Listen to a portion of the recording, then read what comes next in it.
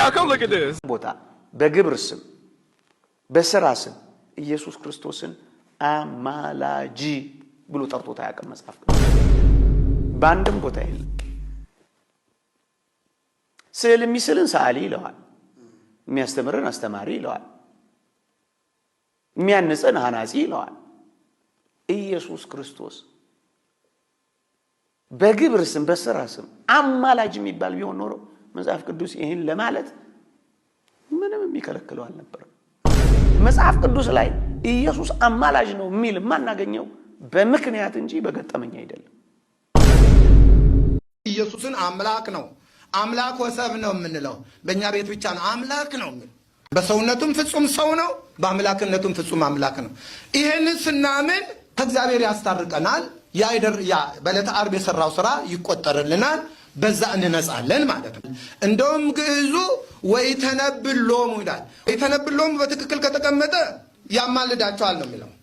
ያማልዳል፣ ያስታርቃል፣ ቃሉ አንድ ነው።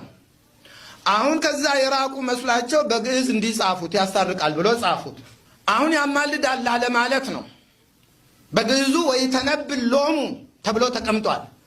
እንዳለ ወይተነብልን ይማልዳል ብለው ቢያስቀምጡ ዝቅ የሚል መስሏቸው ያስታርቃልን አስገቡ ማለት ነው። ይሄ የፈሪ ወይንም ደግሞ ያለ መረዳት ካልሆነ በስተቀር ያስታርቃል ቅድም ሮሜ 8ን ጠቅሶልን ነበር። ሮሜ 8 ቁጥር 34 ላይ በአብ ቀኝ ያለው ስለኛ የሚማልደው ይላል። ምን ብለው ነው ያስተረጎሙት? መጽሐፍ ቅዱስን የሚፈርደው ብለው ነው ያስቀየሩት። በጣም አደገኛ ድፍረት ነው። ግን ደግነቱ ቀያሪዎቹ ተጽዕኖ እንደነበረባቸው የሚያሳውቀው ከታች ህዳጉ ላይ አይታችሁት እንደሆነ በግሪክኛው ግን የሚማልደው ይላል። አሁን ሁልጊዜ መጽሐፍ ቅዱስ በተለያዩ ቋንቋዎች ተተርጉሟል አይደለ? አሁን የቃል ችግር ከተፈጠረ ምስክሩ ማን ነው? ግሪክኛው ነው። መጀመሪያ የተጻፈ በግሪክኛው ስለሆነ ምስክር ሊሆን ግዕዝ ምስክር ሊሆን አይችልም። እንግሊዝኛ ምስክር ሊሆን አይችልም። አረበኛ ምስክር ሊሆን አይችልም። ቻይናኛ ምስክር ሊሆን አይችልም። ማንም ምስክር ሊሆን አይችልም። ምስክር የሚሆነው ማን ነው? ግሪኩ ነው። ለምን? የተጻፈው መጀመሪያ ብሉይ ኪዳን አሁን እንደዚህ አስቸጋሪ ክርክር ከተነሳ በቃላት ወደ ማን ነው የሚሄደው? ወደ ዕብራይስጡ ነው። ወደ ዕብራይስጡ ነው። አዲስ ኪዳን ላይ ችግር ከተፈጠረ ደግሞ ለማረጋገጥ ወደ ምን ነው የሚሄደው? ወደ ግሪኩ ነው። ስለዚህ ምን አሉ እነዚያ ቀያሪዎቹ? ግሪክኛው ግን የሚማልደው ነው የሚል ብለው ሾለኩ። በጎበዞች ናቸው። ምክንያቱም የሆነ ተጽዕኖ ተደርጎባቸዋል ማለት ነው። እነዚህ ሰዎች በጣም ድፍረት ነው። ይህ ምንድነው? ሞኝነት፣ ፍርሃት ነው። አሁን የሚማልደው ካል ዝቅ አድርገን እንትን ልንል ነው። ያንን ራሱ እኮ ነው ወዶ ያደረገው።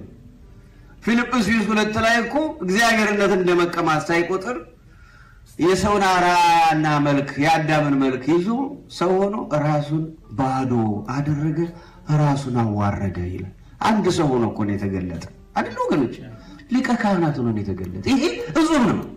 እና አለቃ ምን አሉ? ያን ስለኛ የሚማልደው የሚለውን ይሄ ሮሜ 8ን ያሉት እሳቸው ቢኖሩ ኖሮ ያ ቃል አይቀየርም ነበር። ግን እሳቸው ስለሌሉ እና በጣም ይገርም ነው። እና በጣም የሚገርማችሁ ግዕዙ ደግሞ ሮሜ 8ን ምንድነው የሚለው? ወይትዋቀስ ለነ ነው። በቀኝ ስለኛ የሚማልደው የሚለውን ግዕዙ ምንድነው የሚለው መሰላችሁ? ወይትዋቀስ በእንቲአነ ነው እንጂ ወይትዋቀስ በእንቲአነ ማለት ስለኛ ይከራከራል ማለት ነው። አይደማችሁ? ስለኛ ይከራከራል የሚሉት ይከራከራል። ምክንያቱም አንደኛ ዮሐንስ መልእክት ምዕራፍ 2 ነው። ልጆች ወይ ኃጢአትን አትስሩ፣ ኃጢአትን ብትሰሩ ከአብ ዘንድ ምን አለን ይላል? ጠበቃ። ምንድነው ስራው? መከራከር። አንድ አባት ትልቅ ደረጃ የደረሰ ናቸው። ምሳሌ ሲሰጡ እስቲ አሁን ይሄ አሉ እንግዲህ የቶች ይመስለኛል። እና እስቲ አሁን አንድ ሰው አሁን ራሱ ተከራካሪ ጠበቃ ራሱ ዳኛ መሆን ይችላል? እንዴት ነው እሱ አማላጅ ከሆነ እንዴት ነው ተማላጅ ምናምን ይላሉ። ስላልገባቸው ኢየሱስ ክርስቶስ ጠበቃም ነው ዳኛም ነው። አሜን። ጠበቃነቱ በሰውነቱ ነው፣ ፈራጅነቱ ደግሞ ምንድን ነው? በአምላክነቱ ነው። ስለዚህ ስለኛ ይከራከር